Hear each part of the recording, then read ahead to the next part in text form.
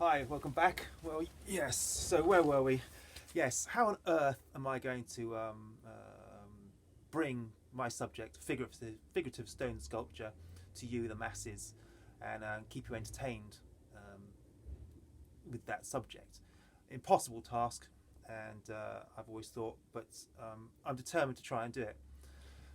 We've mentioned comedy acts and the famous names that we all know and love.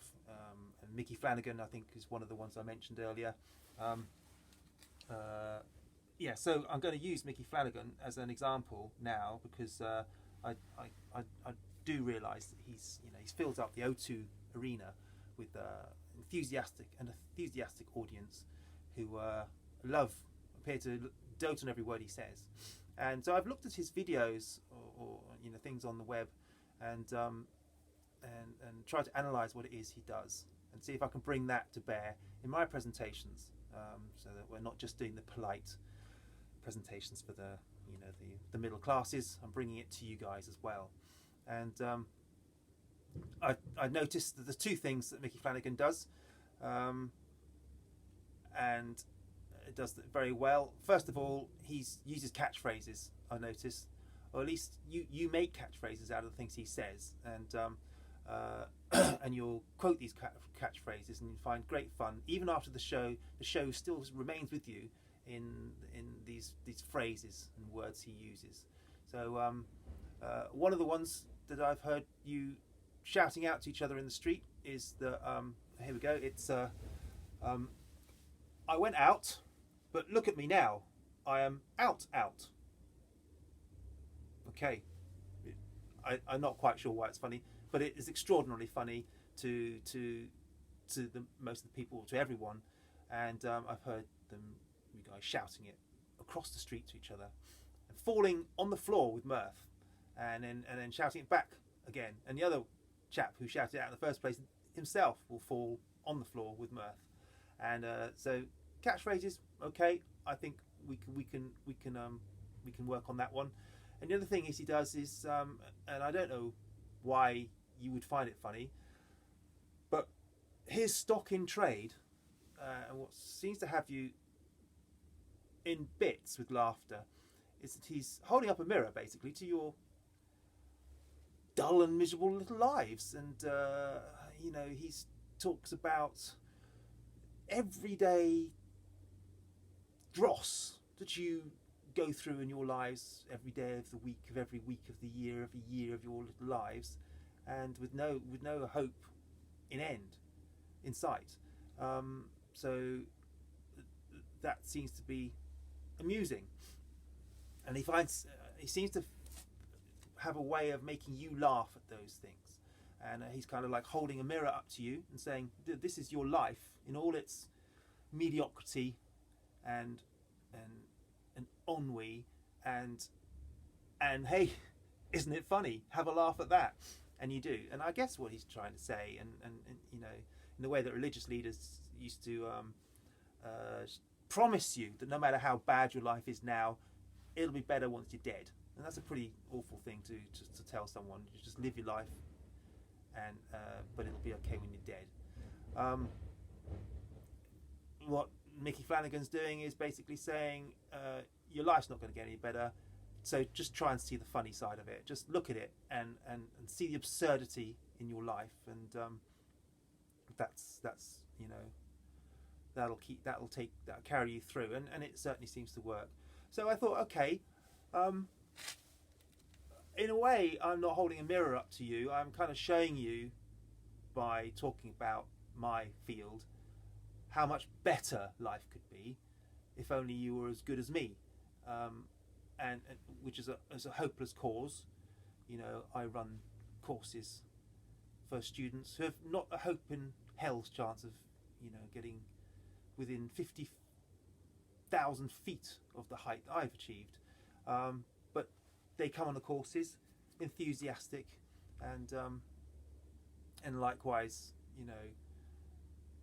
I'm, by showing you figurative stone sculpture and what I'm capable of doing, I'm doing the same sort of thing. I'm holding up not a mirror, but something that's even showing you the sight of heaven, I suppose, and saying, look, but you can't come here. And maybe that way would work the same as, you know, holding up a mirror to say this is your life and how awful it is. So anyway, I'm going on, aren't I? So I went on into the studio, which is just behind you over there, and went through my routine, my daily routine, which of course isn't a routine, but you know, each day I'll try and you know, if I can muster the energy, I might stay here for 3 hours of the day, which is, you know, quite a substantial amount of time, and I'm doing that every day of the week. Obviously not Fridays and Saturdays and Sundays, and occasionally, well, almost always not Mondays either. But apart from that, I'm putting in those hours, and but I couldn't find anything amusing. I analysed every aspect of my day, found nothing amusing at all. But anyway, halfway through one day, I came down here, and I was just going to get some more wine because, frankly, I needed it from the stock of wine over there. I was bringing back a bottle up to the studio area, and tripped over a bloody cable on the floor. I swore. I'm sorry to admit it, but I swore. I never fucking swear at all.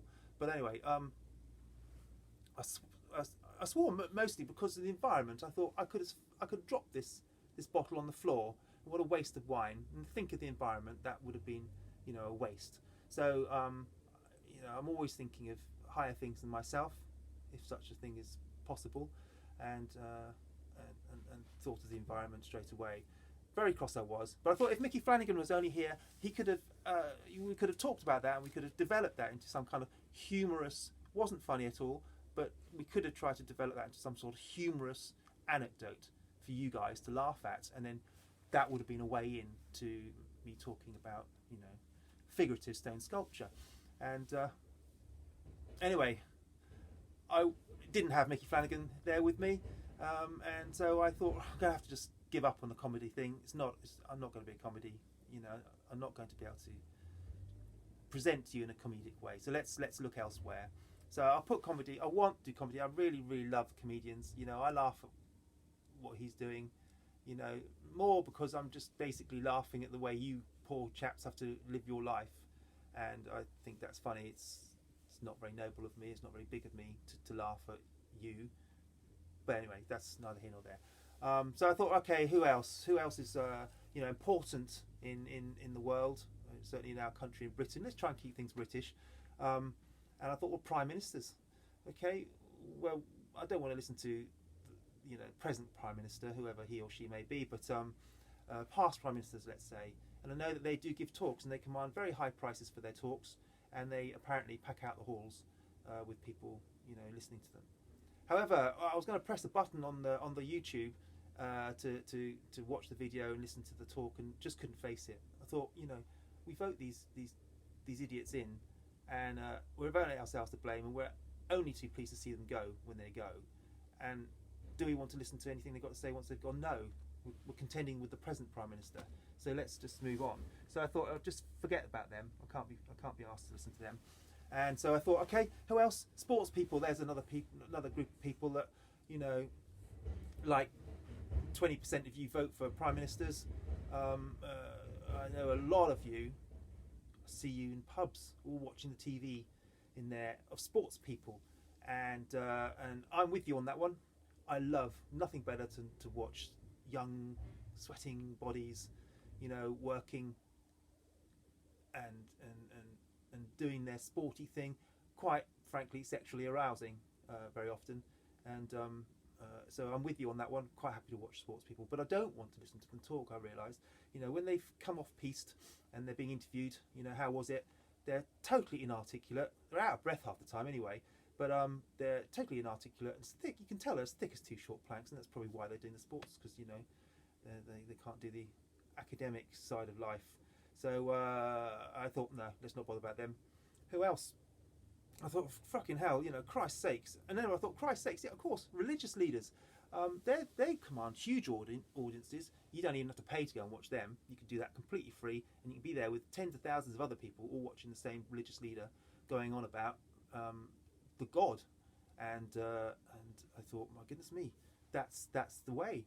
I've got to present like a religious leader and get you to understand that, you know, sculpture, figurative stone sculpture, is indeed a religion, It's nothing short of being a religion. So I thought, right, that's what we're going to do. So I prepared myself. I did some practice speeches and practice presentations, and was really, really enjoying it. And then I just thought, I came across an obstacle, which is an immovable obstacle, and this is it. Is that if I were to say to you, quite rightly, that figurative stone sculpture is the most worthy of all the visual arts, I'm sure you would agree with me. But it would be wrong of me to say to you, and therefore don't let me see your eyes wandering over to the paintings, and don't let me ever hear you talking amongst yourselves about ceramics. And if I ever catch any of you, looking guilty with a macrame needle in your hands, then you will burn in hell for all time. And I just thought, that's not a way to present to my public. Your lives, mundane as they already are, I can't start striking fear into your life as well. That would be wrong. So I thought, okay, religious leaders, I really invested emotionally in being a person speaking with that tremulo of voice that the preachers have, and that look of that look they have in their facial expression. I was practicing that and getting quite involved in that, and it didn't work. So it doesn't work. So moving on. Who else? Well, keeping up there with the gods. It did occur to me while I was sleeping one night, looking up at the stars, that I saw satellites up there, and I thought, my goodness me, there's people up there. And I thought, wow, of course, the space people. We've had space people up there for decades, 100 years perhaps, I don't know. So I looked up space people, and I looked up for British astronauts, because of course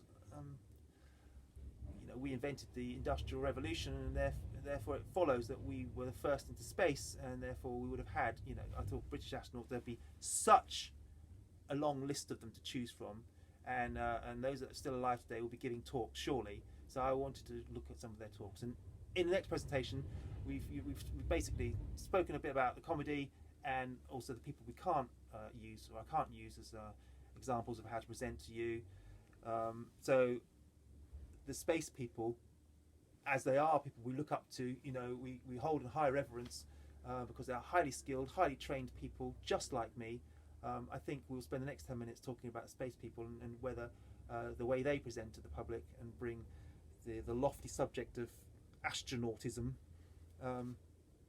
into the auditorium. That's what we're going to investigate. I'm off down the farm shop now to have my lunch, and I'll see you when I come back. All right, thank you.